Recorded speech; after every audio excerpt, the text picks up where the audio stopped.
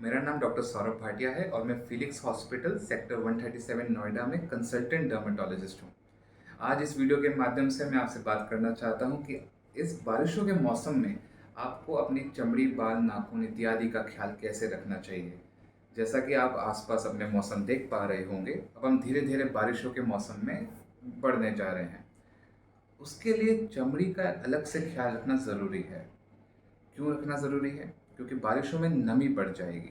आपको खुद भी फील हो रहा होगा कि अब ह्यूमिडिटी या नमी बहुत बढ़ गई है और ज़्यादा बढ़ी हुई नमी, ज़्यादा बढ़ी हुई गर्मी के साथ भी अपनी चमड़ी को बहुत ही नुकसान पहुंचा सकती है, बशर्ते हम उसका ध्यान रखना सीख जाएं। तो आज इस वीडियो के माध्यम से हम बस कुछ छोटे मोटे टिप्स डिस्कस करेंगे, जिससे हम अपनी चमड़ी का ख्याल अच्छा रख पाएँ इस नमी के मानसून के मौसम में। तो इसी के साथ पहले हम ये डिस्कस करेंगे कि आपको अपनी चमड़ी का आम तौर पे नॉर्मली कैसे ख्याल रखना चाहिए। आपको सबसे पहले इस चीज़ का ध्यान रखना है कि क्योंकि नमी बढ़ गई है, ह्यूमिडिटी बढ़ गई है और मानसून में कभी भी बारिशें भी हो सकती हैं, तो सबसे बड़ी दिक्कत जो आप फेस करेंगे वो है कि गीले भीगे हुए कपड़े ज़रूर रहेंगे। आप बाहर गए हैं, बारिश हो गई है, कपड़े भीग गए हैं, अब क्या करें?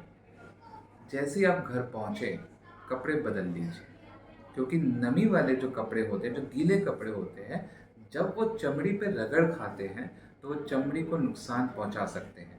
और ये खासकर देखा जाता है बगलों में हो गया है, काँच में हो गया या घुटने के पीछे हो गया। ऐसी जगह जहाँ पे चमड़ी मुड़ती है, वहाँ पे अगर गीले कपड़े रगड़े जाएंगे, तो चमड़ी को नुकसान पहुंचेगा। और नुकसान वाली चमड़ी में बाहर से इन्फेक्शन होने की या संक्रमित होने की प्रोबेबिलिटी बहुत बढ़ जाती है ना? इस तरह की आशंका ज़रूर बढ़ जाएंगी, क्योंकि चमड़ी अपना ख्याल ठीक से नहीं रख पा रही है। उसके लिए आपको ध्यान ये रखना है कि अगर कपड़े गीले हो जाते हैं, तो जैसे ही आपके पास समय हो, कपड़े बदल लीजिए। जैसे ही आप घर पहुँचे, तो एक आम साबुन, नॉर्मल साबुन, बिना दवाई वाला, जो आम तौर पे आपको किसी भी किराने की दुकान पे मिलता है, उस साबुन से अच्छी तरह से नहा लीजिए।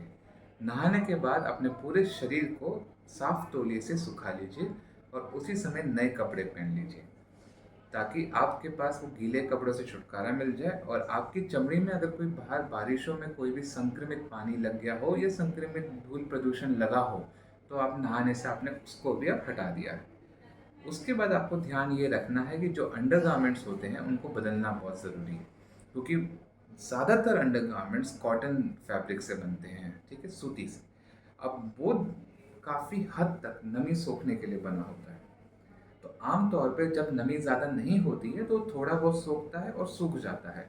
लेकिन हमारे आसपास का मौसम में बहुत नमी है, जो शुरू भी हो चुकी है और आगे कई महीनों तक रहने वाली है। तो उस केस में जब ज़्यादा नमी होती है, सारे अंडरगारमेंट भीग जाते हैं बड़ी आसानी से, और भीगी हुई चमड़ी में जो भीगे हुए कपड़े हैं, जब वो चमड़ी पे रगड़ खाते हैं, तो चमड़ी में नुकसान तो पहुंचता ही पहुंचता है, प्लस उसके ऊपर इन्फेक्शन होना, संक्रमित होने की प्रोबेबिलिटी बहुत ज़्यादा बढ़ जाती है। तो अंडरगारमेंट्स को बदलना बहुत ज़रूरी है। साफ सुथरे सूखे अंडरगारमेंट्स पहने, साफ सुथरे सूखे कपड़े पहने। उससे ज़्यादा और बचने के लिए, जो शरीर के फोल्ड वाले एरियाज होते हैं, वहाँ पे पसीना ज़्यादा बनता है। आमतौर पे भी बनता है, मानसून सीजन में थोड़ा ज़्यादा बन जाएगा क्योंकि नमी हवा में बहुत है। तो आप एक आम नॉर्मल पाउडर, जो फ्रेग्रेंस पाउडर होते हैं आम तौर पे, मैं वो कूल वाले पाउडर नहीं बोलता हूँ, बट आम तौर पे जो पाउडर होते हैं दुकान पे मिलते हैं, आप वो खूब लगाएं। वो पसीनों को सोख के रखेगा, वो सूखा रखेगा एरिया को।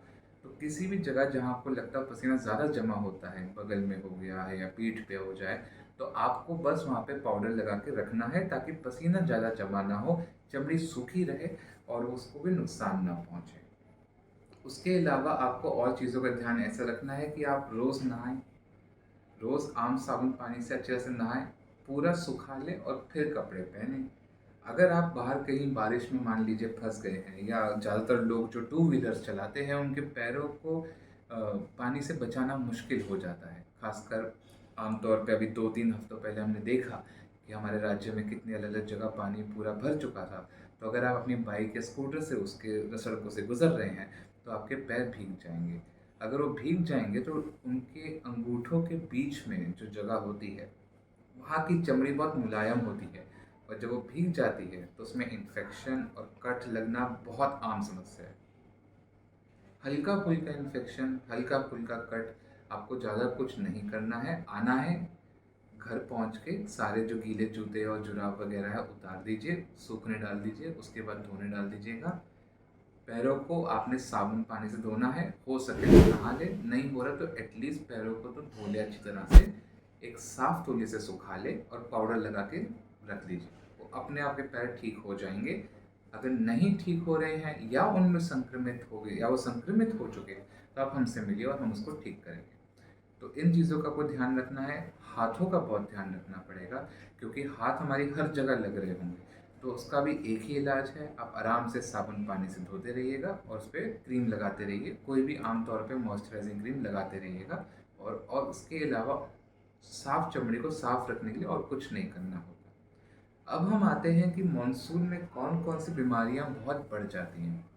और सबसे बड़ी बीमारी और सबसे मुश्किल से ठीक होने वाली बीमारी जो मानसून में बढ़ती है वो है फंगस का इन्फेक्शन, फफूंदी का इन्फेक्शन, जिसे आमतौर पे लोग रिंग वर्म भी कह देते हैं, या रिंग वाली बीमारी या खुजली की बीमारी भी कह देते हैं।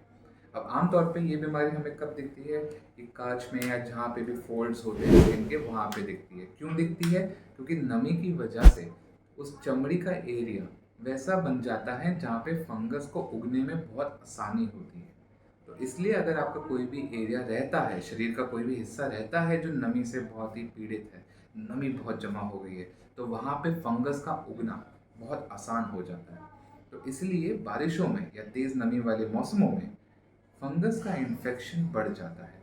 तो उसका ध्यान कैसे रखें? पहली बात है उससे बचाव कैसे करें। बचाव कैसे करना है? जैसा हमने आपको पहले भी बताया है, साफ पानी, साफ साबुन, आम साबुन से नहाइए, रोज़ नहाइए, साफ तौलिए से पोंछिए और सूखे सूखे कपड़े पहनिए। पाउडर का इस्तेमाल कीजिए ताकि वो पसीना सोख के रखे। अगर कपड़े गीले हो जाए, भीग जाए, बदल लीजिए, नहा लीजिए। आमतौर पे आपको बस इन्हीं चीज़ों का ध्यान रखना है ताकि फंगस ना उगे। और अगर फंगस उग जाती है तो सबसे ज़रूरी ये है कि छोटे मोटे जुगाड़ू इलाज ना करें।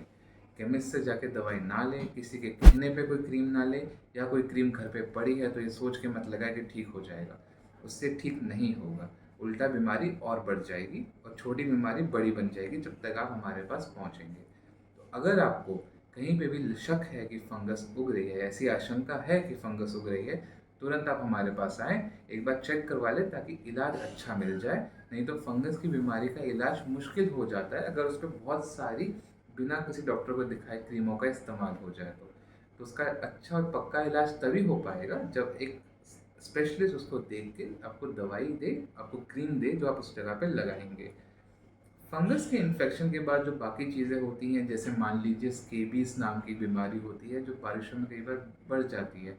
वो एक छोटे कीट की वजह से होती है और उसमें पाया जाता है कि जो उसमें खुजली होती है वो बहुत ज़्यादा होती है और रात में ज़्यादा होती है।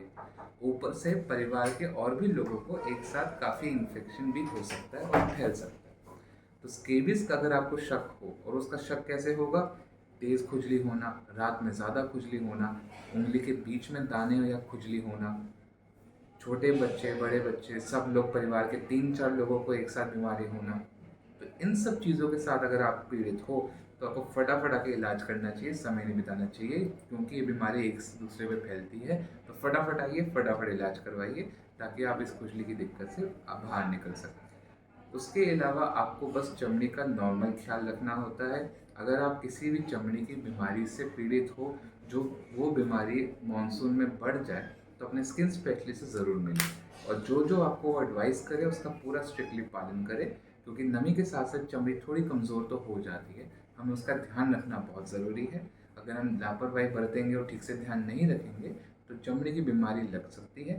तो अगर आपको चमड़ी का कुछ भी दिक्कत हो तो आप स्पेशलिस्ट से मिलें, ढंग से इलाज करवाएं और इलाज पूरी तरह से करवाइए।